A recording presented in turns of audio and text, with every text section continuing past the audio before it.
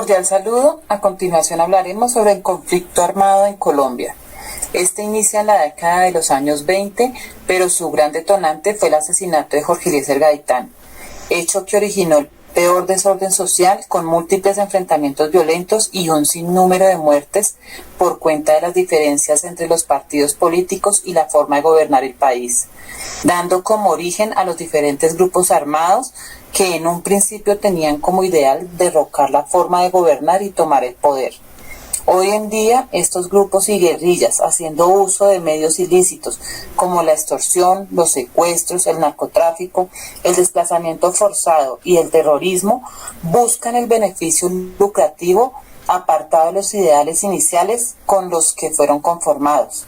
Algunas de las causas por las cuales el conflicto armado ha perdurado por tantos años en Colombia son: 1. El narcotráfico y la economía de guerra, cuyos recursos potenciaban a los distintos grupos armados y criminales, que posibilitó problemáticas como los cultivos ilícitos y la asociación de actores políticos con estos grupos.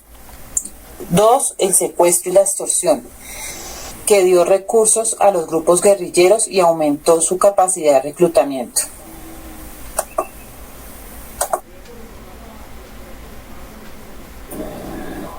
La precariedad institucional y la debilidad del Estado en materia de obtención de recursos para las entidades públicas, la infraestructura del territorio, la satisfacción de las necesidades de la población, como educación, salud, justicia, entre otros, y el tamaño y la calidad de la fuerza pública.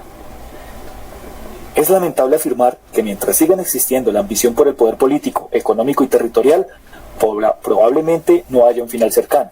La falta de transparencia y el mal actuar del Estado político han generado múltiples guerras entre los diferentes grupos armados y las llamadas BACRIM, donde el principal afectado de estas guerras desmedidas es el mismo pueblo, generando el desangro económico y sociocultural, despojándolos de sus tierras, obligándolos al desplazamiento forzado, al abandono indefinido de sus territorios, al sometimiento total de los pueblos, minería ilegal, violencia sexual, tortura y asesinato indolente de familiares y seres queridos, así como también reclutamiento de niños, niñas y crueles masacres de familias enteras. El aumento de las acciones armadas indica que las promesas de paz aún no se han materializado en las regiones más vulnerables del país, donde no ha habido una consolidación integral de la presencia del Estado y donde la llegada de migrantes implica nuevos desafíos. La paz es todavía esquiva en muchos territorios de Colombia. En 2019 hubo 352 víctimas de artefactos explosivos y minas antipersonas, más de 25.300 personas desplazadas masivamente y 218 agresiones a las misiones médicas. Sin embargo, estos son solo algunos tristes indicadores del deterioro en varias zonas del país.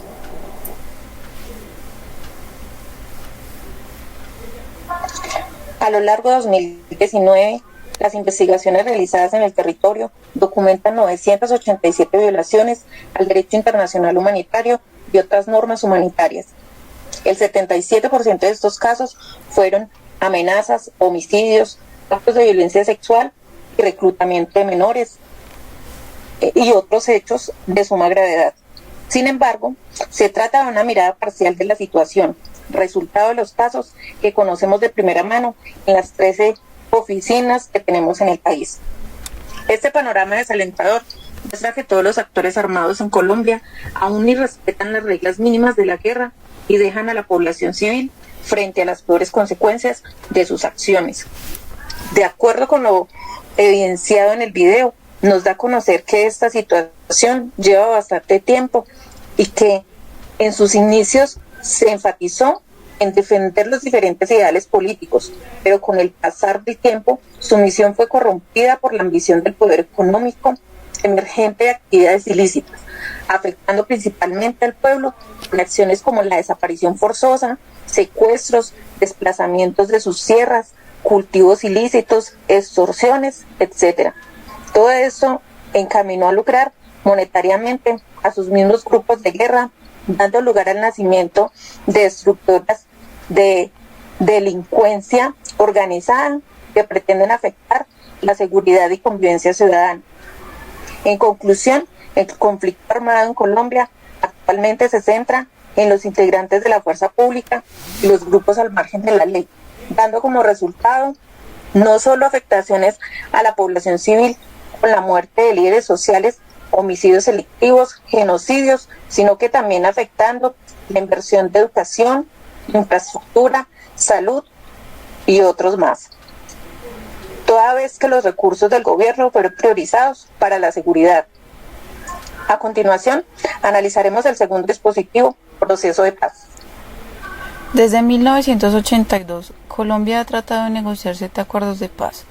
En el transcurso de 34 años hemos fallado 6 veces con un récord que muestra gran parte del éxito de hoy.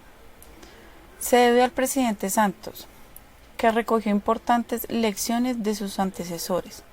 Sí, era clave saber cuándo sentarse con las FARC, pero más importante, uno de los grandes méritos de Santos era reconocer que la construcción de la paz es una obra histórica y no personal, y que por ello se sentó a la mesa de negociaciones con la historia de nuestros fallidos procesos en la mano. El documento firmado el día 26 de septiembre es antes todo un acuerdo por el cual las FARC renuncian a su proyecto embosado desde 1962, llegar al poder por medio de las armas y aceptar seguir las reglas de la democracia en Colombia para buscar sus objetivos políticos. El gobierno, por su parte, renuncia a imponer los rebeldes castigos definidos por la ley penal para sus delitos políticos conexos y otro tipo de tranza por un conjunto de sanciones que permitan a los miembros de las FARC actuar legalmente en la política. Sanciones breves que no impliquen, por regla general, la pérdida de los derechos políticos para los dirigentes de la guerrilla.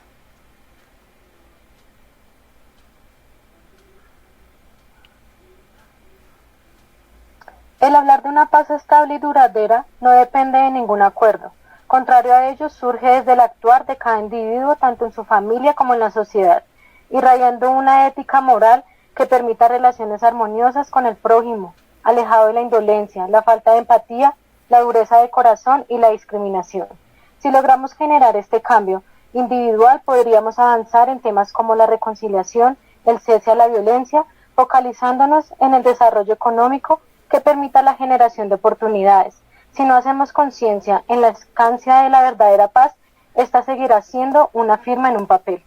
Para terminar, si hacemos la comparación entre los dos temas, podemos evidenciar que si fortalecemos la educación, los principios y valores, dando mayor importancia a la familia como núcleo para la sociedad, comenzaremos a crear los pilares para la paz y se le arrebatarán actores al conflicto, permitiendo recuperar los recursos asignados a la guerra, mejorando la calidad de vida y supliendo las necesidades básicas, eliminando la brecha entre la pobreza y la delincuencia.